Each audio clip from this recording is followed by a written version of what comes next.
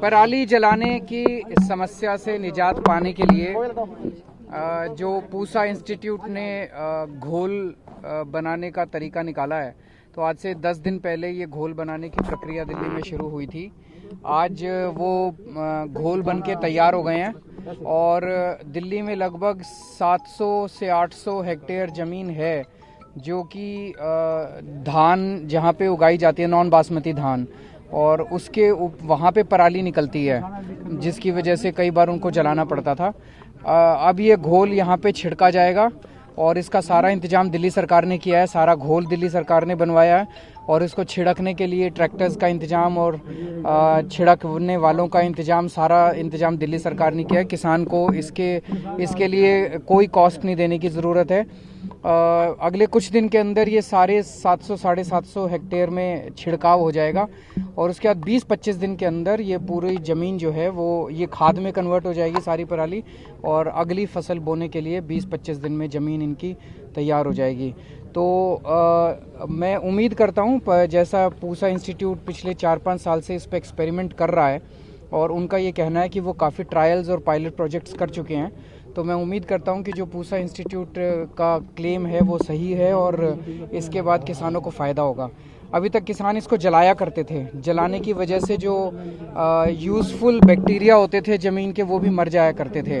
अब ये करने से इनका एक तो फर्टिलाइज़र कम इस्तेमाल होगा बाद में, और दूसरा प्रोडक्टिविटी बढ़ेगी ज़मीन की और इनका प्रोडक्शन बढ़ेगा। मुझे थोड़ी चिंता ये हो रही है कि अब आसपास के राज्यों के अंदर फिर से पराली जलने का काम शुरू हो गया है और जिसकी वजह से धुआं अब धीरे धीरे दिल्ली पहुंचने लगा है।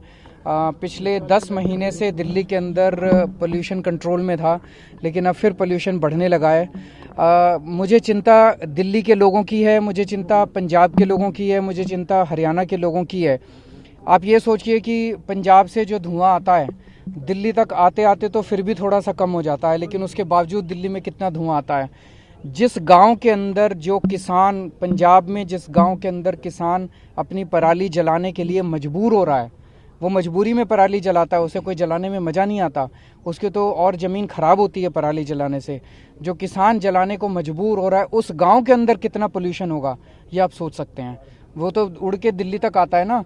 तो पंजाब के किसान दुखी हो रहे हैं, हरियाणा के किसान दुखी हो रहे हैं, उत्तर प्रदेश के किसान दुखी हो रहे हैं, दिल्ली की जनता दुखी हो रही है और सारी सरकारें आंख बंद करके बैठी हैं। तो मैं उम्मीद करता हूं कि बाकी सारी सरकारें भी ठोस कदम उठाएंगी ताकि किसानों को भी इससे राहत मिल सके और सारे उत्तर भारत को प्रदूषण से मुक्ति मिल सके। केंद्र सरकार गंभीर है पराली के बायोडिकम्पोजर को लेकर, क्योंकि आपने पड़ोसी राज्यों से बात की थी। सबको काम करना पड़ेगा, सबको गंभीरता से काम करना पड़ेगा। ऐसा नहीं हो सकता पिछले कितने सालों से, अब ये हर साल इस वक्त अक्टूबर, नवंबर, दिसंबर में पूरा उत्तर भारत प्रदूषण की वजह से दुखी हो जाता है, लेकिन ऐसा क्यों है कि कोई कदम नहीं उठाए जा पा रहे हैं। तो सब सरकारों को मिलके ब्लेम गेम छोड़िए, हमें एक दूसरे को ब्लेम नहीं करना, सबको मिलके इसका समाधान निकालना है। काफी उपाय किए जा रहे हैं। सबसे बड़ा सवाल है टाइम जो 1 महीने का लगता है, क्या आपको लगता है कि पड़ोसी राज्यों के किसानों के पास 1 महीने का समय है? अगर सरकारें, दिल्ली सरकार 700 हेक्टेयर के लिए कर सकती है तो बाकी सरकारें भी, मैं